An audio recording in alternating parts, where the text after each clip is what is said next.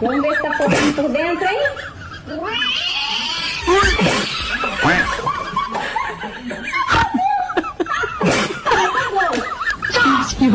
Senhor.